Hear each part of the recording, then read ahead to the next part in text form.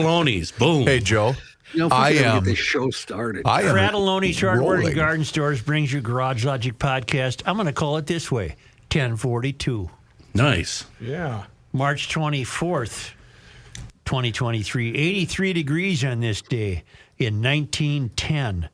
And 4 below in that flood year of 1965. And on the very next year in 1966, 12 inches of snow on this day. And now, from the mayor's office above the boathouse on the east shore of Spoon Lake, it's Garage Logic with Chris Reavers manning Technology Corner, Kenny Olson from the Krabby Coffee Shop, John Heidt in the newsroom, and of course, the rookie. Here is your flashlight king, fireworks commissioner, and the keeper of common sense, your mayor, Joe Soucheray. I have a sad note. Oh no. Bill Stein reports that we have lost another great living American. Yesterday afternoon, Val Filer, beloved wife of famed GL Irish crooner Paul Filer, passed away at her home on Nord Lake in Aiken. She had just turned 94 a month ago. Thanks to Rook playing Paul's rendition of Danny Boy in the St. Patrick's Day show, I was able to let her listen to her beloved husband's voice one last time before she died. Oh, cool. I hope she is listening to Paul sing in heaven today. Val was a brilliant and talented woman. She kept her sharp mind to her dying day. In her youth, she was a competition ballroom dancer. I was blessed to be at her side when she died. Good luck, Bill Stein. Well, she and Paul were great living Americans. How long ago did Paul pass away? A couple years ago? Been a couple of years. Okay. Only on this show will we not honor you and not give you a shout out on your birthday. But when you finally pass the veil of tears, then we'll give you the old up nod. Yeah, then we'll full-fledged, full on. Here you go. And to counter that, I have a wonderful ray of hope. All right. Here's today's ray of hope. Joe, I wanted to share a wonderful ray of hope I witnessed last night, meaning Tuesday night. At the elementary school where I work as a custodian, they had their first music concert in 3 years due to the pandemic shutting down the schools back in March of 2020. Part of what made it a ray of hope was what was missing. No lectures about gender, diversity, or equity issues. No speeches about the school being on stolen land. No bitching about climate change. No lunatics squawking about a hole in the sky where a tree once stood. There was no regressive crap. Just a bunch of third graders singing songs such as Yellow Submarine, On Top of Spaghetti, Take Me Out to the Ball Game, What a Wonderful World, You've Got a Friend in Me, and Happy... Trails? You've Got a Friend in Me, and Happy. That's the name of the song, Happy. Happy, but the biggest happy, ray of happy. hope was when the kids sang the final song of the concert, when the third graders sang This Land Is Your Land. I was literally overcome with emotion and had to fight back tears. It was the most wonderful sound my ears have heard in a long time. The kids were motioning with their hands for the audience to stand up, and by the end of the song, everyone was standing and clapping. With everything in the news so dark these days, it was nice to hear the kids sing this song, but deep down I was a little sad because if we don't fix what's wrong, there will soon come a time when the kids won't be allowed to sing This Land Is Your Land because that might offend someone. And as unbelievable as it is, there are places in this country right now, as I write this, where these kids would be shouted down in protest for singing such a song. Well, I hope you enjoyed this ray of hope as much as I did, always pushing back. Jason from Invergrove Heights. Thank you, Jason. It was This Land Is Your Land. Wasn't that the song in the news in the last 2 weeks, John? Yeah, sometimes conservatives don't like that song, This Land Is Your Land, because they see it as kind of a communist manifesto. Is it a thing. Pete Seeger song?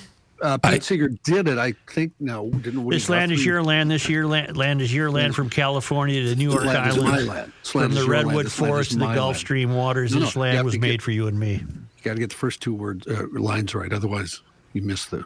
Yeah, you missed the whole. Of them calling it a communist song. I'm sorry. What are the first two? This land is your land. This land is my land. Okay, get it? So it's not both your land. The second one is my. What's wrong with that? Well, nothing, but some conservatives see it as an affirmation of communist principles. I swear, I don't John, see that, I guess. I don't either, but There was a story in the last 2 weeks. Well, you way to drop a sea anchor on this guy's ray of hope. Well, in the last 2 weeks, there was a story in the paper about this where a politician was using it, and the family of Pete Seeger was really PO'd and asked him to stop. The family of Woody Guthrie was PO'd. Okay. Because Woody Guthrie wrote it. Yes. Woody Guthrie, right. Yes. It was a conservative politician who used it. Yeah. And they were angry about the conservative politician using it. Other conservative politicians don't like it because they see it as a communist thing. I don't know. It's just a song. Republicans have a history of choosing the wrong songs, don't they? Boy, yes. Remember, it was born in the USA. They thought it was about, we're patriots. Well, no, it's a completely different meaning there. Kind of missed the point. Right. Well, and didn't Trump use what song did he use that we had a laugh with on? Whatever he used, the artist didn't want him to use it. Right. Darn it. Fortunate Son. artists. He used Fortunate Son at a I don't rally. think he truly understood what that song meant. Yeah, that would be irony at its finest right there. Well, that was the whole bit that we did He on the was show. the fortunate son. Yeah, I'll say. exactly. Okay. That's a great tune, by the way. There's more. There's more emails for Joe right there with that comment. A tale of the times right now. I was just tasked with getting your information to someone for a certain reason off the air. Mm-hmm. And you know that at some point I knew by heart your cell phone number. Mm-hmm. For the life of me, I couldn't. I had to go to your contacts and find out what your cell number is. Mm-hmm.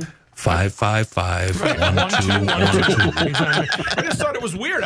You've had the same phone number since you got a cell phone 25 years ago. What are you saying? I had no idea what your number had been placed out of my mind. No, and it was just I under don't Joe. know yours, and I call you once a day. I try not to take that call. That's the dynamic of the cell phone. You don't remember numbers. You just go to your favorites or contact list and hit it. And my wife is listed under Mom, and you guys always give me Kenny's a hard holding time. up mine. Here's how I have Joe in my head. Such question mark. Such question mark? Why is he calling me? Right. What does he want? And I think I'd like to let the listeners in on that. This is what I deal with. I deal with the people I work with. When I call them, they don't answer the phone because they're afraid they'd have to do something. When he calls me, calls me, I don't have him in here as Joe. I have him in here as more work. And more work comes up. So that's why I don't answer. No, Rick, you have it as unlisted. Right. Oh, my God.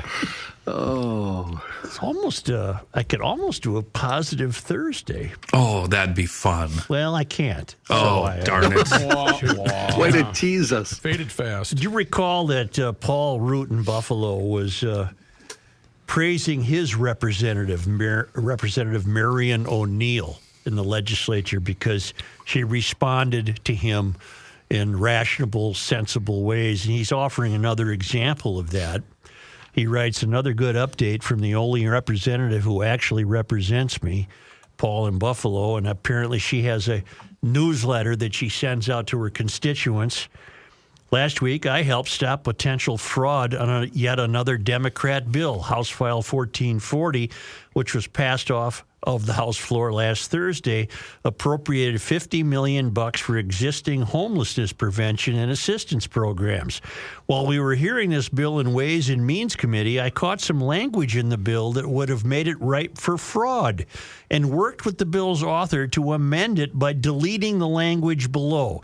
And here's what she deleted. If the agency determines that the metropolitan area is in need of additional support to serve households that are homeless or at risk of homelessness, the agency may grant funds to entities other than counties in the metropolitan area, including but not limited to nonprofit organizations. Well, good for this Representative Marion O'Neill. Her antenna was raised. Wait a minute. That's food fraud-like. Right. You're going to allow anyone to come in here and to start applying? And she also had deleted, in circumstances where more than one grantee operates in a given geographic area. Then the printer went out on me. But anyway, she was good for her. She was on top of that, and And we should... and responded properly. And she also notes in her newsletter to her constituents, Representative O'Neill, this week I signed onto a letter written by Representative Peggy Scott to the Majority Leader and Speaker of the House that asked for clarification on the nearly $500 million allocation for the renovation and expansion of the state office building. We believe in transparency and fiscal responsibility, both of which seem to be forgotten on this project. Were you guys even aware that we're contemplating a $500 million remodel and expansion of the state office building? I thought $500 million. I thought they just did some recently. And she notes, what is the current status and total cost of the renovation? Are the most recent planning, design, and cost documents available for the public?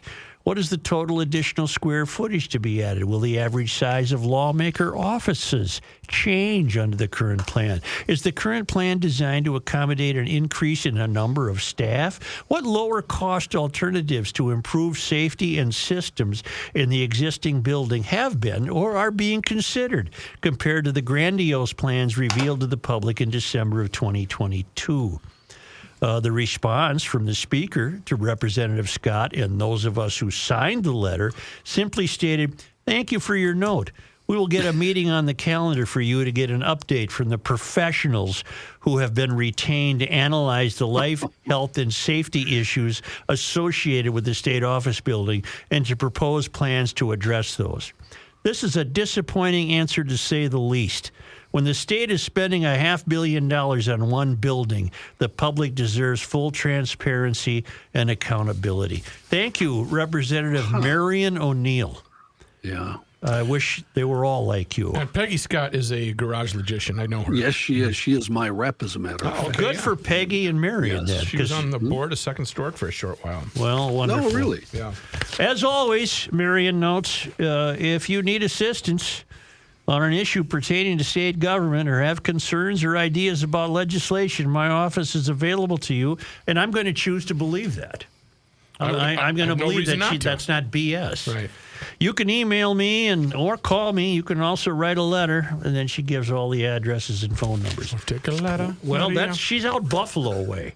Maple Lake. Yep. Maple Lake, and good for her, and lucky people that have her as a. Does that equal your representation in the old capital city there, Brian? My rep, Dave Pinto, does not come up much. He doesn't knock doors on Maine over there? No, not really. Well, not really. It's almost. Go ahead. I was going to say it's a lot like the newspaper. He's not here. Right. Where is he? I do have a fraud update from the Center of the American Experiment. Okay. It's been over a year since the FBI first raided the now infamous Feeding Our Future nonprofit. Ever wonder what happened to the people who stole $250 million in free food funds, or what exactly they spent the money on? Tune in live, GLers, Thursday, that'll be a week from tonight, March 30 at 7 p.m. for the long-awaited update to the Feeding Our Future scandal. Bill Glann will cover the latest indictments, who's been charged, 60 total, and what the fraudsters bought with the stolen funds. His personal favorite, a laundromat, which was used to launder money. Good afternoon, everybody. Make sure to have your questions ready. He'll do a live Q&A right after the update. Now, I'm embarrassed to say that must be just on the Center of the American site. Would that be a reasonable conclusion? I'll look it up. So, centeroftheamericanexperiment.org. And I'd like to remind myself to watch that. That should be interesting. Bill Glann is an adjunct policy fellow at the center. Prior to joining American Experiment, he was a research consultant for the Minnesota House of Representatives. He served as a deputy commissioner of commerce in Governor Tim Pawlenty's administration. He worked as a management consultant for 17 years following a stint working for the Federal Reserve. It will be a webinar at 7 p.m. on their website. It's going to be live streamed. Yes. And the website for GLers is? AmericanExperiment.org. I'll link it to Would you, please? To the show page today. Please. Today is the 24th. No, I'm sorry. Today's the 23rd. 1 week from today, 7 p.m. Oh, poop. Well, I announced the show wrong. This is the 23rd of March, not the 24th. 3/23/23. Start over? Yeah. Should we start over? 3/23/33. That doesn't change the podcast number. And it does appear that you have to register for this particular event on their website. And I'll link it to the GL page. For the webinar. Is that correct? Yes, sir. Yes, sir. All right. Yes. Have you seen the footage? I can't remember where I saw it this morning of the black female appearing in front of the legislature, telling them not to go forward with ethnic studies. Yes, and you know who it was, don't you? Was that Coffee? Yes. Okay. Can't we play it? I have it. I didn't know if it was going to come up today. The mole It's informed us. backflip wonderful. It's everything you've been saying. Well, let me.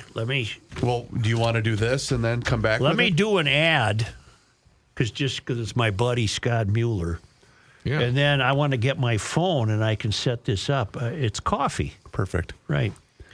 I'm talking about Mueller Memorial. Scott's written a book called What to Know Before You Go. Here's the deal with Mueller Mortuaries, Mueller Memorial. They take these very difficult situations and they smooth it out. They're going to help you with this. This is the third generation. The Muellers have been handling these affairs for people for many, many years in St. Paul. I knew Dad, Al and Connie. Al and Connie. They lived with my in-laws. I've known the Muellers. They were neighbors. I've known them for a long time. This is a difficult time in your life, but the Mueller Memorial will make it more comfortable, if that's the right word. They've been doing this for 75 years.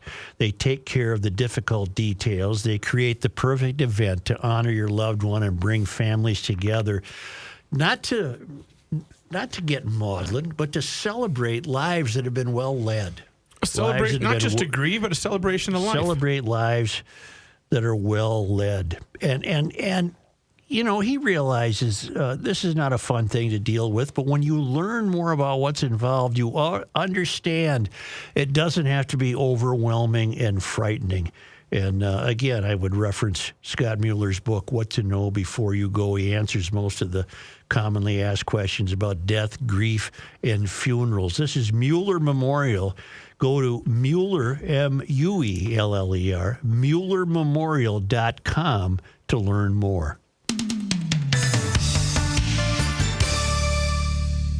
Hey GLers, it's Reavers here, and you've heard me talk about my relationship with Josh Arnold for quite some time now. And the reason I advocate that you give Josh a call is simple. Well, actually, it's two reasons: trust and results. Josh has seen it all when it comes to economic and market conditions. As he says, past results do not guarantee future returns. Well, that is true. Josh can make sure that your retirement objectives match your investments. And you can trust Josh to make sure that you are not paying more in fees than you are selling in returns. Yes, that is more common than you would think. So do yourself a favor by booking a 48-minute free consultation that has absolutely no obligation. Call Josh today at 952-925-5608. That number once again is 952-925-5608. You will be glad you did. Investment services offered by Josh Arnold Investment Consultant LLC, a security investment advisor. Past performance is no guarantee of future results. All investments involve risk. All comments and opinions are Josh Arnold's and do not constitute investment advice. Chris Reavers is a paid endorser. I'm just going to start playing a bumper let's song. go.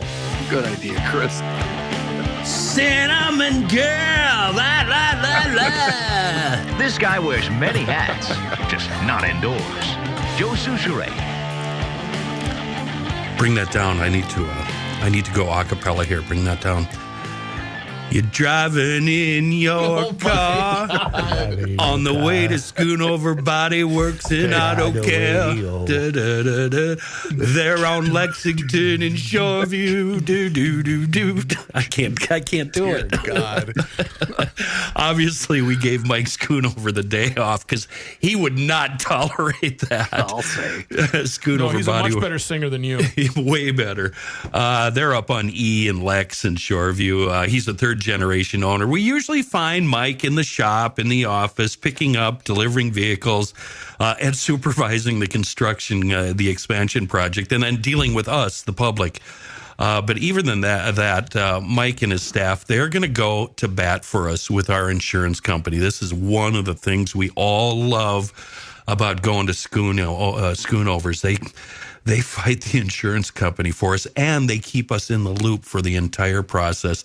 That's why when you choose Schoonover Body Works and Auto Care, you're choosing one of the best, one of the highly rated repair shops in the Twin Cities. And by the way, those body repairs they do for all of us, guaranteed for as long as we own the vehicle. That is absolutely amazing.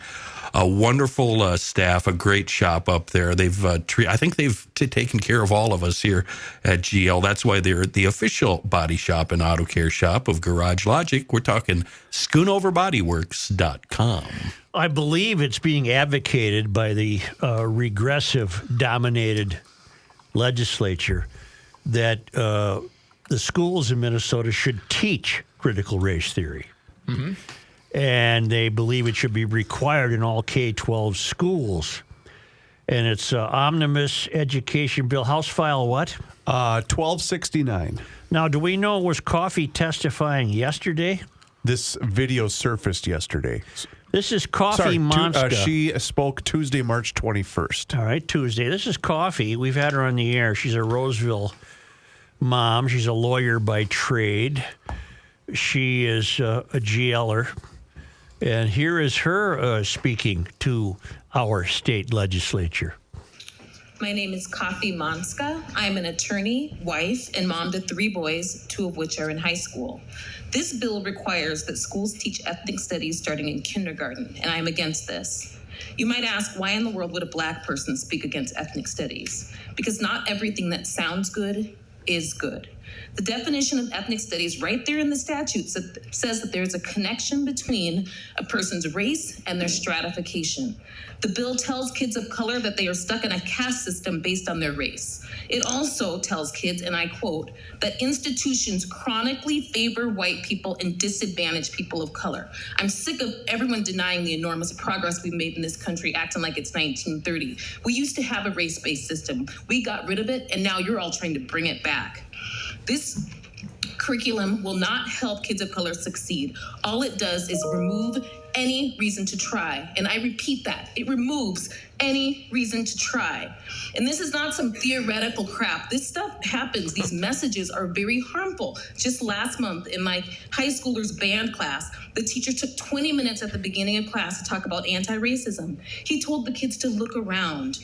And then he said the Black boys in the school would likely not live to retirement because of racism and the police. Another furious kid of color recorded this conversation. And so I was able to hear it for myself with my own ears. If this law is passed, teaching this hopelessness to kids of color will be mandated starting in kindergarten. And I can see why you white proponents of this bill might support it. It's not your kids being told that they can't succeed, and you get to shed some of your white guilt in the process. But you legislators of color, how can you? You made it despite the invisible boogeyman of systematic racism. You were voted in by a majority of white people. You hold some of the most powerful positions in this state. Yet you want to tell my kids and other kids of color that they can't succeed? It's shameful. It's terrible. I ask that you please vote against this bill. Thank you for this opportunity. You know what she did? How hard can you clap for that? I mean, but they didn't. I know, but I want to. What she did is give them a piece of her mind, telling them that they were making her children less than. Which is what you've been begging for years. And she does. I love this woman. You'll recall her own story is incredible. Yes. Came up hard scrabble, man.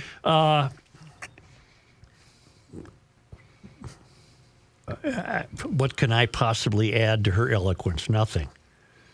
Now, will it make a difference? Will it make a difference? Right. Because we all probably know the answer to that. She nailed it. It's the reason bills like this pass is because of white guilt. Mm-hmm. Florida. Let's go to Florida for a moment. Oh, goody. Well, you've got a picture of the governor grandstanding on the front page of the Minneapolis paper today, boasting about how Minnesota is a progressive state and we welcome all progressive ideas. Again, please someone tell me how that's improved the state. I'm adding to my list. I'll read that in a moment. Walls tout state as progressive refuge. And he's talking about, apparently he has one of those little free library kiosks in front of his office, very cute. And he picked up copies of the lead is Governor Tim Walz picked up copies of literary classics, including Lord of the Flies and Of Mice and Men, off a table of books Wednesday before reaching for Margaret Atwood's The Handmaid's Tale, a dystopian novel about a patriarchal group that overthrows the federal government. We are keeping this fully in the fiction section of Minnesota, Walz said, holding up his selections before tucking them inside a little free library, a book exchange box he parked in the lobby outside his office. Let's be very clear. Minnesota's Democratic governor said these books are banned in the state of Florida. That's where freedom goes to die. Okay, I spent a lot of time this morning. They're not banned in Florida. Those titles are not banned in Florida. Not. He's lying. They're not banned in the state, but they are banned in some school districts. And only in some. Correct. And you might agree or disagree, John, but what I'm finding is if they are banned in some school districts, excuse me, and not others, it's because some school districts, given the enormous bureaucracy we have in the country, they're confused about whether something should be banned or not based on the bill that was passed in Florida. Yeah, the story goes a little deeper than just saying the book is banned or not banned. Right. The law that was passed makes it a third-degree felony for media specialists or teachers who have a book that's deemed obscene. The problem is they'll get one complaint from a parent in a lot of districts. That book is gone. Right. I read that. One complaint. There are many counties in Florida where there are no banned books whatsoever. Correct. And there are many counties in Florida where one complaint has resulted in a book being taken up. But Walz is lying when he tells you these have been banned in Florida. They have not. He didn't use the word in schools, John. He just said in Florida. Those books are not banned. Well, then, that definitely is incorrect. He's lying, and he's getting very comfortable lying. He lied yesterday when he said, we reached stealing your surplus through compromise. No, you didn't compromise with anybody. Stealing your surplus. In today's story, it's a non-story. It is. It really is. I went and found, and now you wonder where I went to fact check this. Well, I went to Reuters. Florida has not banned 25 book titles, including John Steinbeck's Of Mice and Men and Harper Lee's To Kill a Mockingbird, for being woke, despite the claims of social media users. The list has been shared widely online, while some users claiming the titles have been banned in schools and libraries across the state. And what you have is the usual Hollywood set. You have actor Mark Hamill. Well, who the I'm driving in Careful. my car. Careful. I turned on the radio. I almost got us Mark in the Hamill car. was Luke Skywalker. Yes. Yeah. Yeah. My actor Mark Hamill shared the list Who the bleep he was. on Twitter with a caption that reads, "This also works nicely as a recommended reading list." So Mark Hamill is telling us how enlightened he is. Sounds like he's in another galaxy far away. They're not banned. And then I went to Education Week. WEEK. Is that good enough for you, euphorians? I went to Education Week. There's confusion over book bans in Florida schools, and here's why. And it goes on to say the Duval County School District in Florida last month removed a book, and this is a good example of what I'm talking about. The Duval County School District in Florida last month removed a book about Afro-Puerto Rican baseball legend Roberto Clemente from library shelves for review. The removal of the book, Roberto Clemente, The Pride of the Pittsburgh Pirates, by Jonah Winter and Raul Colon, made national news, and it was among more than 1 million titles the district said it is reviewing to adhere to Florida's laws restricting lessons about race and racism, gender and sexual identity, and requiring school librarians to review books and remove inappropriate content. The book was allegedly under review because it contained references to the racism Clemente experienced. But that's not what the bill ever intended. This month, Republican Governor Ron DeSantis and Manny Diaz, the state education commissioner, blamed districts for overreacting and removing the books, such as the ones about Clemente and another Major League player, Hank Aaron. And they call it, they denied reports of mass book bans in Florida, and they're correct in denying that, and did not address mass removals and reviews of books due to state laws and Department of Education guidelines. Duval County was saying that the book was being banned, and the media was pointing to us, pointing at the governor, Diaz said. All they're trying to do is use this to create lies and attack the governor. Now, I find that to be correct, and here's why. Okay. No one in their right mind is going to ban a book about Hank Aaron or Roberto Clemente. Right. The racism that DeSantis wants reviewed is precisely what Kofi was talking about. The critical race theory that makes black children believe they're locked into a caste system. DeSantis wants to disabuse people of that notion. And so those books come under review. What I think is happening, and we know that, look at how large and unwieldy the Minnesota Department of Education is. Okay. Doesn't it stand to reason that within such a large and unwieldy bureaucracy, you would find people who say, geez, we better ban the book about Roberto Clemente so we're not in violation of the bill? You get what I'm saying? Yeah, they're being too cautious. They're being too cautious. They're being way too cautious. Yeah, okay. Well, let me ask you something. Yep. Do we need an anti-woke bill about books? I think you need reviews of books that purposely instruct the falsehood that black kids are less than. Do we need a state law that makes it a third-degree felony to put those in your library? I think felony's too strong. Yeah. Let me, if I may. Sure. May you? And here's why I disagree with you on part of this. Mm-hmm. The new textbook, the Rosa Parks thing, have you seen that in I Florida? have not. There's a company that has to supply books, and they were afraid to name, get this, Rosa Parks' race as part of her story. Well, I think that's silly. Because of the bill. Kind of key there, huh? Really? Well, but there is the possibility, John, that that's the way they're stabbing DeSantis. So you think the people who want the book sold are, because it's the textbook publisher that's doing this? What they can't possibly. I don't buy the fact that they're afraid of using Rosa's race. Studies Weekly created a version of its lesson on parks for first graders for the state's review of Social Security's curriculum. The version regarding Parks does not explicitly mention that she was black. The second version says, quote, she was told to move to a different seat. She did not. She did what she believed was right, making no mention of race. Well, I don't know what other conclusion you can draw. Let me see if this Education Week story has the Rosa Parks. Studies Weekly is the company that made the textbook. And there's other, Rook, I don't want to break your heart here, but the one I don't understand. Spider Saves Halloween? The Art of Racing in the Rain. Oh. I don't know why that got banned. I noted that as well. I read it. I couldn't have enjoyed it more. Well, what about Kite Runner?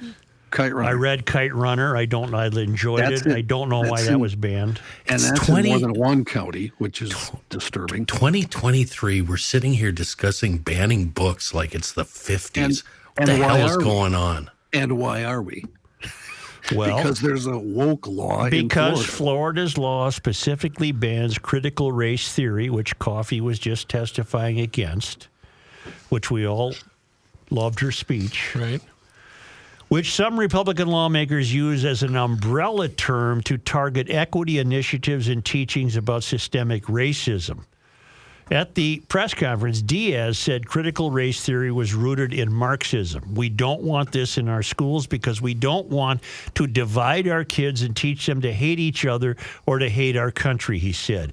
And I'm going to oppose John only so far as to say I do believe, generally speaking, the failed academy is failed because that's become their modus operandi. They are failed because they are not all of them, of course, but they are teaching kids to hate each other and to hate the country. Do you think, remember, I brought this up a month ago to you guys about the Clemente and Aaron books. I don't recall you bringing that up. We did it off air. We didn't do it on air. We did it off air. So I brought that up because it became this big thing all over the internet. Right. And I was surprised you guys hadn't heard about it. Do you think if this had never come up, we would have had the pushback from the governor's office there, or would it still be banned? Okay, I have you mean our governor? No. You mean DeSantis? From okay. Florida. Right. Oh, I can't answer that. I don't know. I'm sure it would have just gone by the wayside, and those books would still be sitting on a shelf, unable to be checked out by any school kids. Just my view. The recent rhetoric from DeSantis and Diaz has left teachers and librarians even more confused about what's allowed. See, I think that's their problem. Yeah. And what isn't, according to Reagan Miller, a mom and leader of Florida Freedom to Read Project, a grassroots parent group that opposes book bans. And she is saying it's confusing is the problem. Right, exactly. Well, because the laws are vague, because the laws are vague and everybody's confused and everybody's a little scared, Miller said. Everybody's hearing that there's a threat of a third-degree felony. You could lose your teaching license. Nobody wants that to be them. And she's right.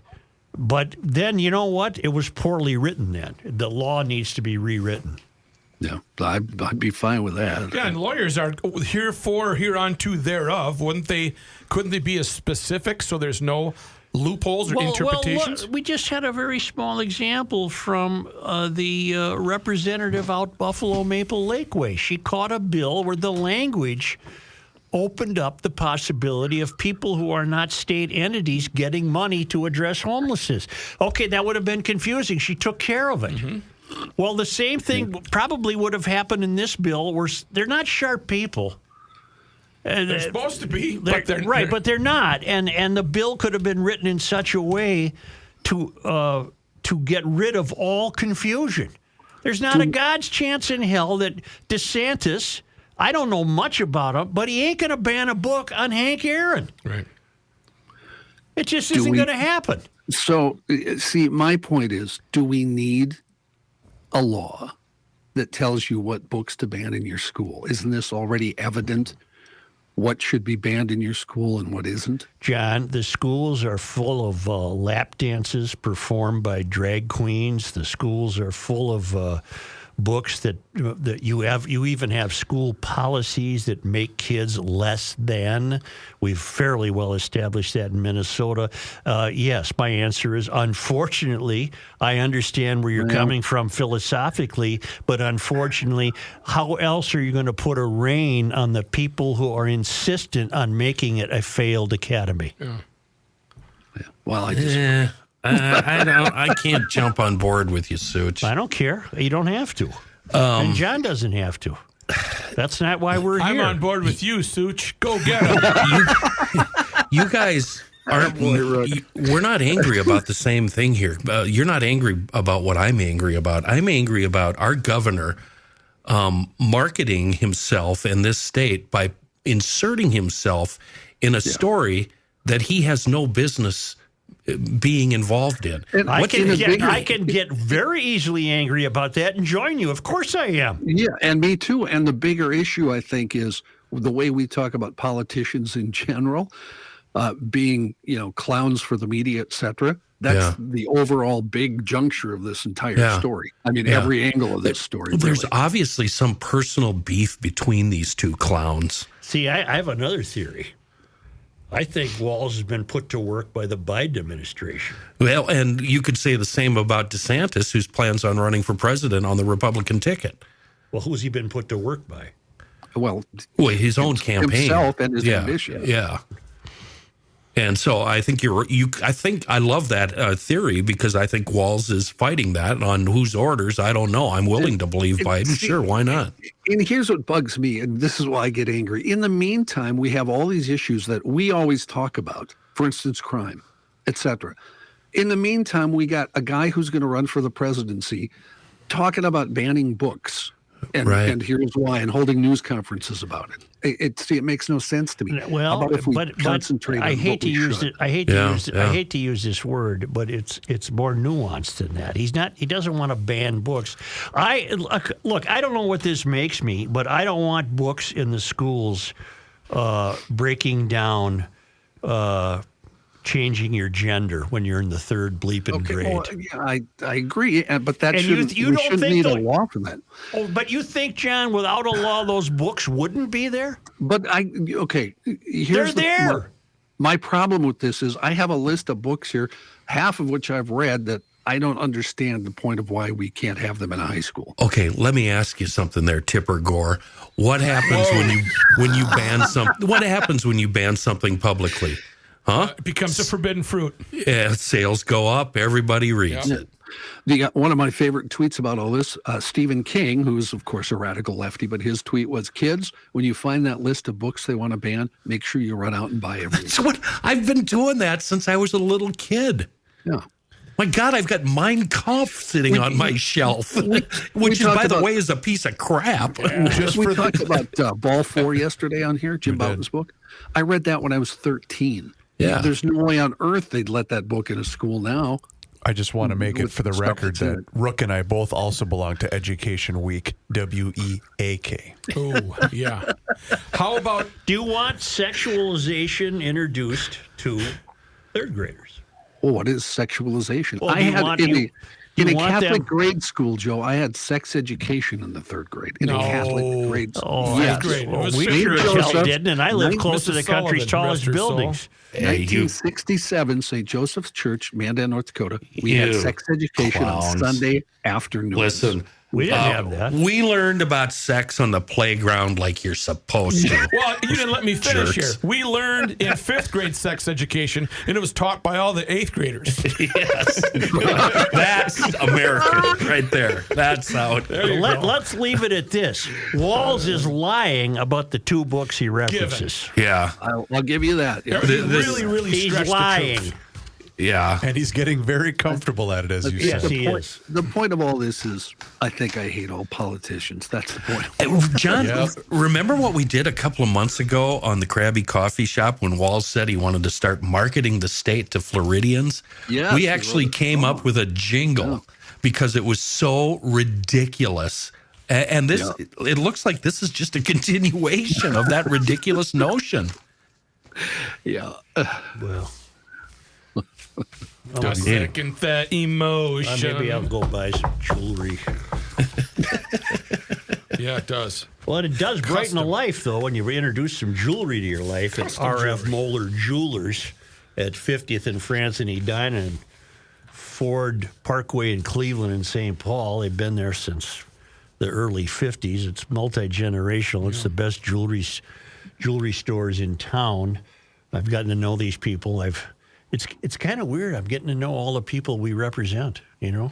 Yeah. I've known them for a long time, and I haven't celebrated any anniversary, wedding, engagement, graduation, birthday, whatever, without a Moeller reference in there somewhere, because they take care of their clients. Everything is done in-house, too. If you want an engagement ring designed, they do that. They have their artisans. They have artisans. They're using big words. And everything is in-house, including repair. Your stuff doesn't get put in a cardboard box and shipped off somewhere. R.F. Moeller Jewelers, diamonds, sapphires, rubies, beautiful bracelets, charms, the whole deal. I'm on the hook for a new charm. There's nothing I can do about it. But that's where I'd get it. I'm not going to go anyplace else for it. rfmoellerjeweler.com. Hey, you're running out of time. Get that tax appointment booked today with the best. Linda Keller is a GLer, and you should use her for your tax season. KellerTaxService.com is her brand spanking new website, or you can book your appointment over the phone at 320-352-0013. She does have a little bit of weekend availability and also evenings for all of you people stuck at work all day. She's been at it for over 20 years and prepares all types of returns for all types of professions and businesses. And if you're interested, she's also perfected the virtual tax appointment via video or phone. She also offers safe document exchange options, both encrypted and secure. It's the confidence of a professional with the convenience of staying right at home. 320 352-0013. And that flat fee includes state income tax return, e-filing of all returns, and direct deposit of any and all refunds. Her goal is to take the mystery and anxiety out of the tax preparation process. Please let her know that you heard about her here on the Garage Logic podcast. Here's a man who spends hours in hardware stores, sifting through the nuts and bolts of life. Joe Souchere. This is dirty. I like it. Yeah. Wow. Temps in the mid-40s this weekend in the Twin Cities. That snow on the way out. You better get on the old internet, professionalturf.com. Your beautiful lawn just a click away. If you want the best lawn on the block, you've got to go with professionalturf.com. They've been at it since '82. They have service techs with over 20 years of experience. People that service the same routes every year, so they know your lawn in most cases better than you do. And if you're obsessive about your lawn and you're in between visits with the Pro Turf, we're talking midsummer here, you see something on that lawn you don't like. Pro Turf, they've got this toot sweet policy. You get a hold of them, and they'll be out right away. Toot sweet to rectify that problem. Schedule yourself a free in-person lawn care analysis and an estimate right now at professionalturf.com. Once this snow is gone, Pro will come out, walk your lawn, and then come up with a slow-release fertilizer and weed control program designed for your lawn. A beautiful lawn, healthy, free of crabgrass, dandelions, and broadleaf weeds. Just a click away, professionalturf.com. So, man, do you know why they offer that? Why is that, Matthew? Because they never get called back. It's a cheap trick. They never get called back. That's why they offer it. It happened to me years ago where the roommate said, I saw blah, blah, blah. And I said, couldn't care less. Couldn't care less. Not worried about it. My lawn is not my problem. Pro Turf is going to come shortly, and they're going to take care of that, and, problem solved. Amen. May I tell you that as recently as 75 years ago this month was the first tornado prediction by a meteorologist? Wow. It took place at Tinker Air Force Base in Oklahoma. So it's amazing. So 75 years ago, you could not predict a tornado, but they roughly were able to 75 years ago. But in just 75 years, we're able to tell you what the temperature is going to be 100 years from now. It's amazing. 75 years ago, what piece of machinery or program allowed these people to say, she's coming? Those giant computers like they had at the fair. Yeah, those big personality computers. Right. I just thought I'd add that as a note prior to John's news. It was America's first ever tornado warning was 75 years ago this month. Here's John Heidt. Thanks, Joe. This news is brought to you by ProfessionalTurf.com. Now, I'm going to add an addendum to your guys' Professional Turf thing. I did actually have a small area I thought was crabgrass. It was very tiny. Yeah. Not big at all. Turns out it was weed. I called and told them. They were out the next day. The guy said, he told me what it was. It wasn't crabgrass, it was something else. And he immediately, put something on it, and boom, it was gone the next day. So they take care of any problem you have immediately. Your story, John, reminds me of Matthew's story about his grandpa. His grandpa would be out in the backyard telling the Pro Turf guys, not leave those. No. Here, but leave these. I got to take care of these weeds myself. I hope Pro Turf is paying double. Yeah, they are.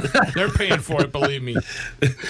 Yeah, before we get to news, one sports note that just came out. The eroding economics of regional sports networks made little difference to Major League Baseball last year. Teams are still very hot assets.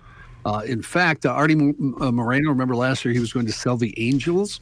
He would have gotten at least $2.7 billion according to the new numbers. And the number one team right now, the New York Yankees, are worth $7.1 billion.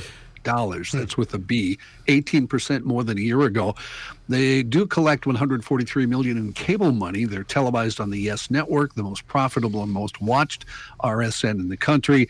Dodgers are number 2 at $4.8 billion, and 3 through 5 are the Red Sox, Cubs, and Giants. If you're wondering about our Twins. Yeah, my next question. They're number 22, worth $1.39 billion. However, that's a good number, but They're reporting operating losses last year of $30.3 million. So they, like a lot of teams, did not make any money. Does the Pohlad family have a GoFundMe page? Do you know why that is? Why? They're declining attendance. And why is that? They're not winning. Safety. May I add a sports note? Certainly. We should note that brave, courageous Willis Towns sunk 2 crucial free throws last night at his return after 58 games. What a stalwart. I hope people were yelling Willis at him. He's a warrior, Joe. He's a warrior, isn't he? May I add a sports note? And then me next. 4 o'clock, St. Cloud, your ass is going down. Who are we fighting? I want to add my own sports note. I stumbled across a 3-part documentary on YouTube called Last Comiskey that was shot by and produced by a fan during COVID. That is absolutely fascinating. It's really cool. Current interviews with old players, and I promise you will love it. Absolutely love it. What was it called again? Last Comiskey. I spent many a summer afternoon in that park. I was wondering about that. I was lucky enough to be there once. I was there I was there during the weekend of the Disco Destruction. Really? Stephen Gary. Yeah. Yep. Stephen Gary. They were playing the Twins then? Yep. Really? I did not know that. Well, I'd have to verify that. My memory's getting a little Is it a big we don't know that? It was. They did it between a doubleheader, and they had to cancel the second game because they blew a big hole in the field. Mm-hmm. I've been to in my entire life. I've been to 3 major ballparks. Can you name them? Metrodome, Target Field, Met Stadium, and Target Field. Thank you. All right, John, let's go you here. Follow me on Instagram. Never been to another ballpark? Oh, No. You should make a trip. You'd have to watch baseball. I'm going to 3 next week. You'd have to watch baseball then. You are such a... in news... Oh, I'm sorry, we're all out of time. Yes. No, as the snow melts and flooding concerns ramp up, Stillwater is already working to protect businesses and residents along the St. Croix River. Current projections show there's a 75% chance the St. Croix will reach major flood stage. Betty Nelson, a Stillwater resident, says it's a lot of work to fill up the bags and bring them all back down and start loading them. And so the city is looking for volunteers. Anyone 14 or older can sign up for sandbagging shifts. They run from 8 to 5 Monday through Thursday next week and from 8 to 2 on Friday. Minneapolis Police 3rd Precinct headquarters at the corner of Minnehaha Avenue and East Lake Street has been closed, of course, since it burned and was looted during rioting and protests following the murder of George Floyd in 2020. The 75 officers assigned to the 3rd Precinct right now work out of a temporary office space in downtown along 3rd Street. But now the city is thinking about 2 options for putting the 3rd Precinct's home base back within its bounds. Minneapolis City Council Vice President Linnea Palmisano talked with our friends at 5 Eyewitness News. She said, I would say it's still a touchy subject in a lot of different ways. There are people who are upset that they don't have a police precinct that they can go to for any different number of reasons. One option right now they're looking at would be the complete remodel of the existing building. Option 2 would be the construction of an entirely new location, which has not been announced publicly. Palmisano said a remodeling project could cost anywhere between $12 and $18 million, while a new building would probably be 2 to 3 times more costly. The public will have a chance to give its input. Palmisano said there'll be online surveys, large community meetings, small conversations with people who maybe are not native English speakers, a lot of different ways to get parts of a pulse of the area. Palmisano said the 2 options will be introduced to the public next week. Can I solve this for them? Do it. Sure. Remodel. Why would you spend 3 times as much? Remodel the current building. Yeah. Mm-hmm. I just solved it for you. Is this going to turn into light rail where they just figure they have money, so they're just going to plow through it anyway? Sure. Just remodel the current, just fix the current building. Right. The trial of Antone Tony Lazzaro started yesterday, a young woman telling a federal jury in Minneapolis that she had just turned 15 in mid-2020 when she first met Lazzaro. She also said Gisela Castro Medina, now 21, had befriended her on Instagram and Snapchat. The woman, who is now 18, identified in court documents as victim C, testified that Medina urged her to meet a rich friend who liked to have fun And that in early August 2020, Lazaro, now 32, sent an Uber driver to take her and 3 other girls, then ages 14 and 15, from a slumber party to his luxury apartment at the Hotel Ivy in downtown Minneapolis. Teen testified she did not have sex with Lazaro during the initial visit, but did on 2 subsequent trips to his home. Each time she said she got drunk on hard liquor that Lazaro served her. She said Lazaro paid for the sex with $100 bills and gave her Plan B emergency contraception before sending her home. Lazaro allegedly paid Castro Medina more than $50,000 to recruit younger teens on his behalf through social media. After authorities arrested and charged Lazaro in August 2021, defense attorneys alleged the Justice Department targeted him for what they called selective and vindictive prosecution because of his conservative political activism and his wealth. Not if you did what they say you did. No, if he's convicted, let's hope prison justice serves that guy. Wasn't the chick a St. Thomas student? Yes. I seem to recall that, yeah. She was, yeah. Yeah. A follow-up, police say Brooklyn Center Walmart off Shingle Creek Crossing saw thousands of police responses within the last 5 years. They, as we told you yesterday, are planning to shut the doors on April 21st there. They blamed it on financial expectations. Well, since the Brooklyn Center Walmart opened in 2012, it's been a hotspot for crime.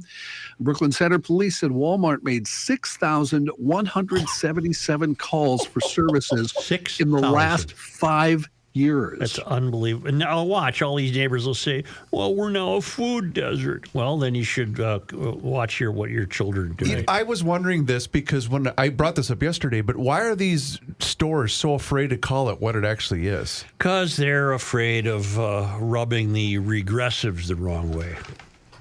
6,000 divided by 5 is 1,200.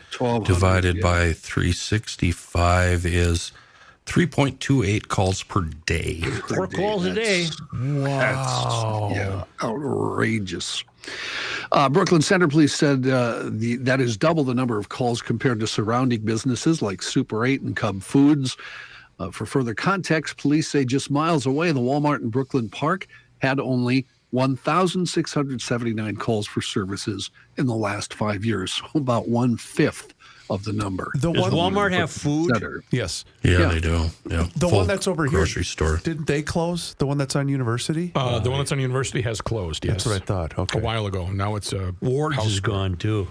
It is. Monkey Ward's? Monkey Ward's. Ward's, wow. So is Sears. Yeah. Remember those big Montgomery Ward's doors that had the MW handles? Yeah, I love Ward's. Yeah. Man. The catalog. The prospect of getting a Puch scooter always thrilled me back in the day. Okay. I never did get one. PUCH. Yep. Huh. Well, Puck, maybe Puck? I don't know. They were Austrian. Do you ever search those? There's got to be something. I don't want one anymore. Oh. I got over that, man. He's no longer 12. Yeah. Well, on that note, we'll take a short break here and have more news after we hear from our pal, Mr. Kenny Olson. Well, before the news, we talked about professional turf and how they give you a beautiful lawn all season long. You want to put the finishing touch on that, make it look, make your front yard look like a country club. Pick up a Toro zero-turn mower from Tri-State Bobcat. It'll look amazing. Along the way, you're going to drastically cut your mowing time, and you're going to have a hell of a lot of fun doing it. You'll actually look forward to mowing your lawn twice a week. And good for us, Tri-State Bobcat has the best pricing right now on select previous model years. Both the Time Cutter and the Titan zero-turn mowers, they're ranging from anywhere from 42 inches up to 60 inches. The discount's 10 to 20%. If you obsess about that lawn like a lot of us do, a Toro zero-turn will make it perfect. And I know we're talked about the forecast this weekend. Just because it's going to be 45 this weekend doesn't mean we won't get 12 inches the next weekend. Tri-State Bobcat can get you into a Toro snowblower or during the spring sale. And we're talking both the Power Clear single stage and the Power Max 2-stage snowblowers at Tri-State. You'll find them at Little Canada, Hudson, and Burnsville, and absolutely the best deals of the year if you're thinking about a snowblower. It's going to snow again next winter. Trust me. Be sure to tell them you're a GLer when you swing into any one of the Tri-State Bobcat locations. Again, down in Burnsville, Little Canada, or over in Hudson. You can see everything they sell, including all of the Bobcat line, the skid loaders. Oh, my God. You'll be on this website for hours. TriStateBobcat.com.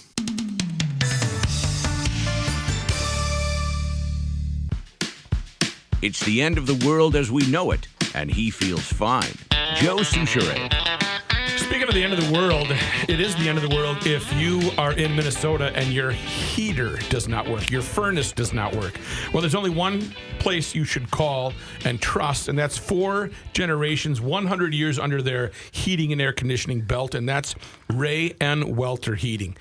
WelterHeating.com is the website. I'll give you the phone number in the 59 second part of this spot here.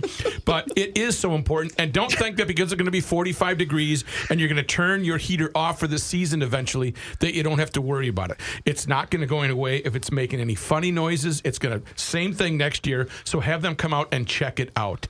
612-825-6867. They're wonderful people. They're established. They have a history, and they're not going anywhere. And they'll fix your furnace and your air conditioning units. WelterHeating.com. Or once again, 612-825-6867, 5960. Johnny. We're not looking at a March opener this year, are we? Oh, heavens, no. We don't see an opener in our near future, do we? What about the 31st?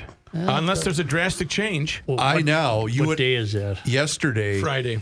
Yesterday, you asked about last year. We did not have a show on the Friday of the opener last year. Oh. So it wasn't the official opener because we weren't here. Well, true. I think we declared it on social media, but we did not have a show on that particular Friday. Are any of you guys seeing grass on your yards? Yeah. Very little. Just very the little. corners, just the edges. Yeah. It's so weird because we have a lot of maple trees in our on our property, and there's a ring of grass. Why is that? The ground is frozen. Why would it's like it dried out next to the tree trunk by, I don't know, a foot and a half or so. You should be tapping those trees, Matthew. I should. We just talked about that last week. For That's what? weird that Syrup. Oh. Weird that you brought that up, What? Brooke, because we have the same thing. We have rings around the trees that are this big, and they look like valleys. But then, Yeah. well, anyway, It's yeah. call me Anyway. now. Yeah. You got snow around your tree, you call me now. We got any arborists out there? You got that? Yeah, 4 of them right here. In other news, approval of President Joe Biden has dipped slightly since a month ago. That nears the lowest point of his presidency as his administration tries to project a sense of stability while confronting the bank failures and inflation that remain stubbornly high. That, according to a new poll by the Associated Press, NORC Center for the Public Affairs Research, which shows that there have been modest fluctuations in support for Biden over the past several months until this month. The president notched an approval rating of 38% in the new poll after 45% said they approved in February, 41% in January. His ratings had hit their lowest point in the presidency last July at 36%. In recent months, approval had been hovering around 40%. Interviews with poll respondents suggest the public has mixed feelings about Biden, who's expected to announce a re-election bid by this summer. When it comes to the president, people generally do not swing between the extremes of absolute loyalty and aggressive loathing that have been a feature of this era's divided politics and on social media. From the gift that keeps on giving. So during Women's History Month, we celebrate and we honor the women who made history throughout history, who saw what could be unburdened by what had been. Huh? You idiot. You miserable idiot. And remember, when they were campaigning, there were lawn yard signs all over with her getting top bill. Yep. Well, you remember before that how she hated Biden. Yep. During the debates, Yep. Wait, run that by me again. So during Women's History Month, we celebrate and we honor the women who made history throughout history. Okay. Who saw what could be unburdened by what had been. Yeah. And she has no friends that can get to her, apparently, and say, you are a complete moron. We don't have that. We don't have that problem here. Not at all. No, not at all. No, we don't, and it's good that we don't. She does, and she looks like an idiot. I just want to make it through one day without Joe calling us all idiots. Yeah. Just one day. She's driving in her car. He turned on a radio. A recent ranking from the nonpartisan Center for Effective Lawmaking, a partnership between Vanderbilt University and the University of Virginia, identified the least effective members of both chambers of the House and Senate in advancing legislation. Now, leaders, you remember, House and Senate generally rank badly in the ratings because they don't introduce legislation, so they will show up here. But let's go among House Democrats. The lowest score, Representative Marcia Fudge from Ohio. She got a bad name. Yeah, she does, Marcia Fudge. Yeah. She actually registered nothing, 0-0. Notable mentions include Representative Nancy Pelosi. Of course, she was serving as House Speaker. That automatically has some issues attached to it. And Representative Alexandria Ocasio-Cortez, whose number put her a notch below the middle of the pack. There was a three-way tie for ineffectiveness among House Republicans between Representatives Kay Granger of Texas, Robert Alderholt of Alabama, and, our very own Brad Finstead of Minnesota. Notable mentions included Jim Jordan, Ohio, now the chairman of the House Judiciary Committee, and House Speaker Kevin McCarthy. Again, he's also a leader, so he would rank low on this. In the Senate, Chuck Schumer, leader, would rank low. Other Democrats ranking low, Michael Bennet from Colorado. Senator Cindy Hyde-Smith, a Republican from Mississippi, the least effective Republican. The most effective members, the people who actually get stuff done, it would be Republican Representative Don Bacon of Nebraska and Representative Jerry Connolly, a Democrat from Virginia. On the Senate side, Gary Peters, a Democrat from Michigan, top Democrats, and Senator John Cornyn, a Republican, led Republicans in getting bills advanced at the Senate. Did you do that Porky Pig thing before we were on the air? Yes. Right. Yes. Can you play that? I can't. Why? On the show. Yeah, I'll take the blame. The reason I want to play it is we've been referencing it, and I think the listeners need to know what I deal with. And what I deal with sometimes is it's hard to imagine.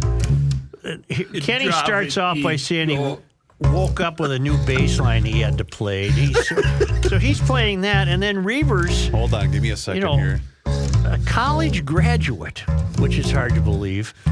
Give me a little more higher nipple, Kenny. He said, geez, one of my favorite things is Robin Williams doing Porky Pig. And I thought, what are you talking about? Elmer Fudd. We can't hear it if Kenny's going to ruin it by playing. Kenny, stop.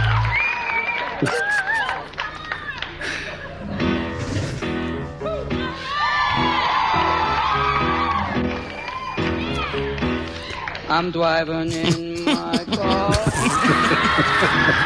I turn on the radio.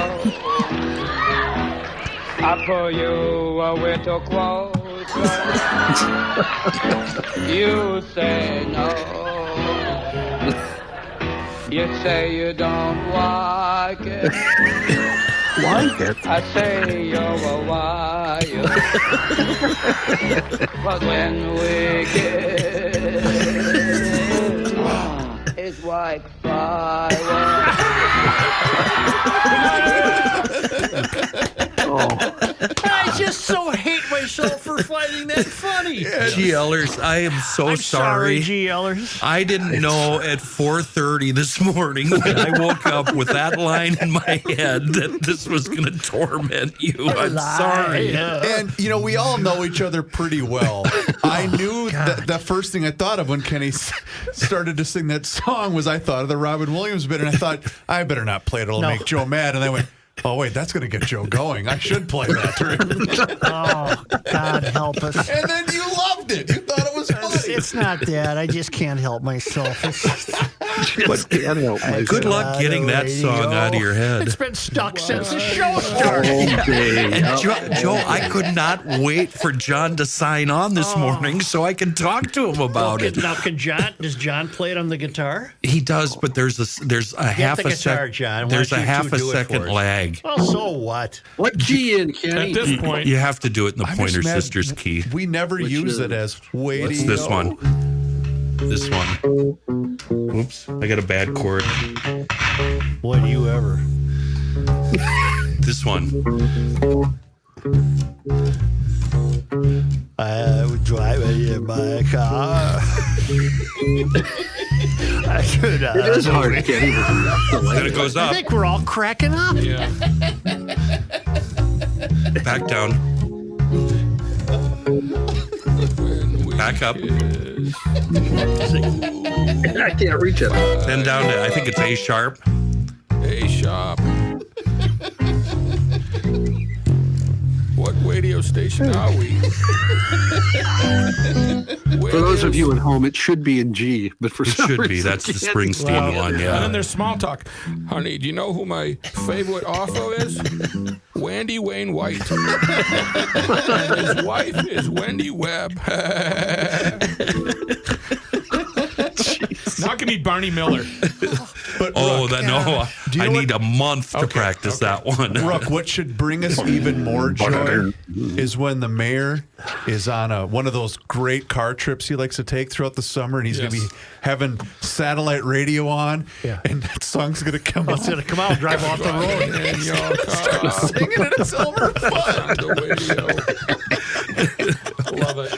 Now, did he sing it as Porky Pig or Elmer Fudd? Elmer Fudd. That was Elmer. Fudd. Porky Pig, he'd be stuttering. You'd never get through it. That's true. Speaking of Porky Pig, you guys, this morning, a first unit driver called into base and said he just pulled over to help a guy on the side of the road. He walked up to the window, and the guy was asleep with no pants on. Oh. Whoa. I turned on the radio. All right, thank you, John. Porky Pig one is Blue Christmas, remember? Oh, that's right. It takes 7 minutes. Yeah.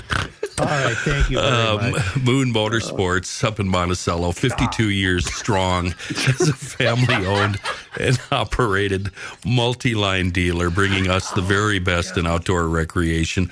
And now that spring is here, we're going to talk snow. Next year's snow and the Polaris Snow Check that is happening right now. You can reserve a 2024 Polaris Dream Sled. The snow check process, not only easy, but a lot of fun, gives you something to look forward to all summer long. Call Moon today to get started. And it's like picking out a new car. You pick the model, the color, the options. It's awesome. And since we're talking snow, right now, all of the snow gear, all of the apparel at Moon on sale, 30%. That's whopping. So get in there and get yourself a new suit. Moon Motorsports, Polaris, Skidoo, Honda, Yamaha, Can-Am, and all the Euro brands right there. Monticello and on the web, moonmotorsports.com.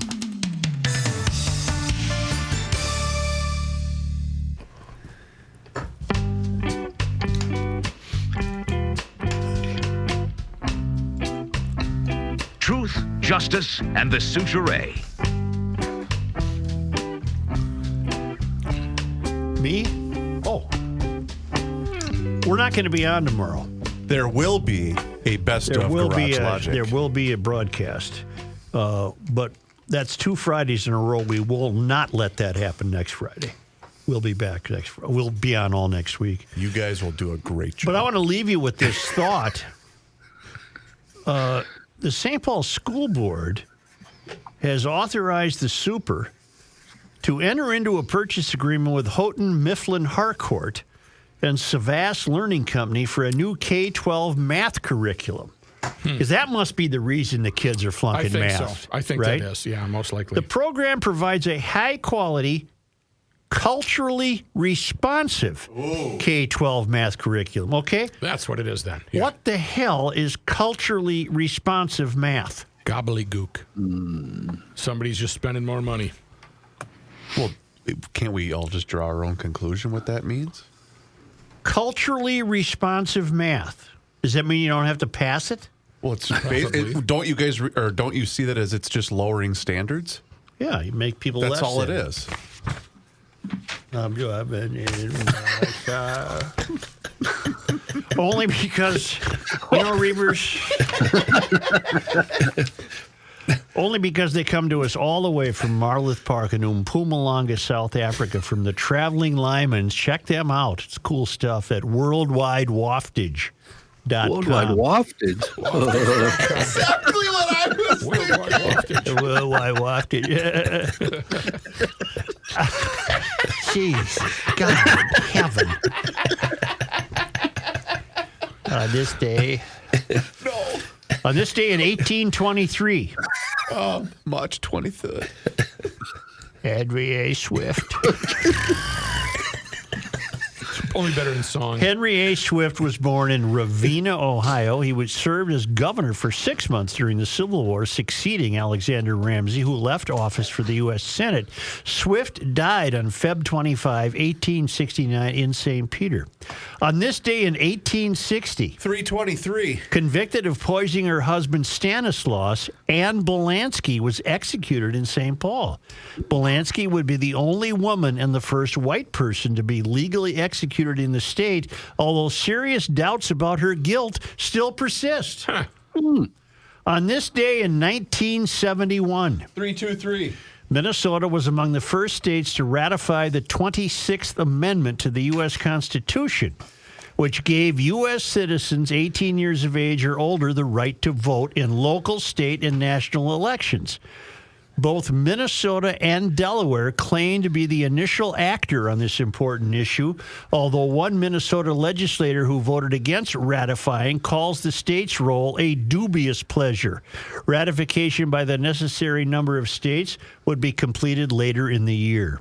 And finally, on this day in 2002... Joe, today is March 23rd. That's 21 years ago. On this day. Is this Wellstone? No. The University of Minnesota Gophers wrestling team won their second consecutive NCAA national championship. I didn't know that. Very nice. Matthew, do you have your email up? Yes. Very nice. Very nice. Does that conclude this day in history? Yeah. There's been, if you're on the town council, you've been privy to me taking a little heat off the air due to my heavy ad schedule the past week or so. In order to rectify that, I've invited our friend Elmer Fudd to do the Maple Grove Lock and Safe ad. Go take it away, Elmer. The Liberty Safes on sale at Maple Grove Lock and Safe. Howdy, GLs. Kenny here. Save up to $400 through March 1st on 3 different... Wait, that's April 1st. Oh, April 1st. April Fool's Day. That's on 3 different Liberty Safes.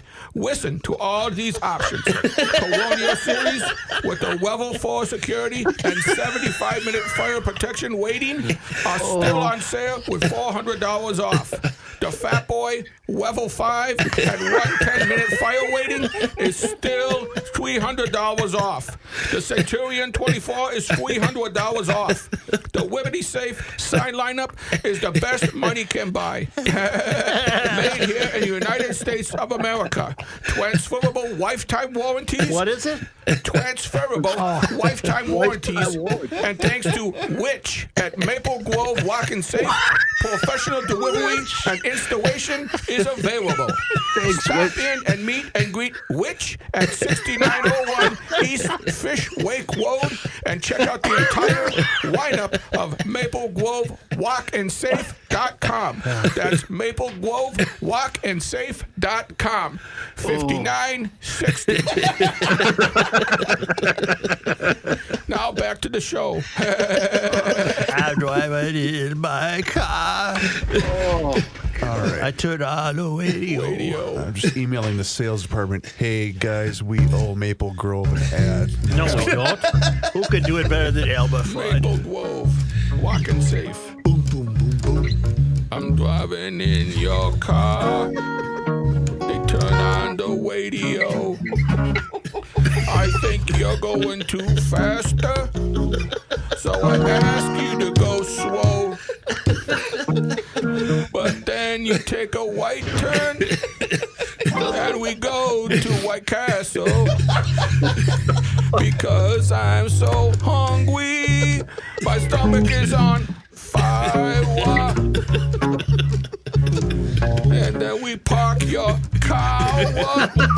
We're so far off. We're just so far off. Let's just go. Let's go. Wrap it up, Joe. Let's quit while we're way behind. Go to PodMN on your smartphone to find other podcasts. There's no other podcasts out there that's going to entertain you like this one. Garage Logic is number 1. So check out PodMN on your smartphone. GarageLogic.com for the online store and to look how you can sign up for the Garage Logic Town Council, which is second to none for $100 a year. Town Council. It ends with a W, Council. That is GarageLogic.com online store. Flip over to the YouTube channel. Subscribe on the Garage Logic channel, and you'll be entertained as well. Where else can you get more free entertainment than this, folks? Garage Logic is number 1. And number 2 is so far down it doesn't even matter. We might even be number 2 as well. 1, 2, and 3? Yeah, I think We're so. gold, silver, and bronze. Bye-bye.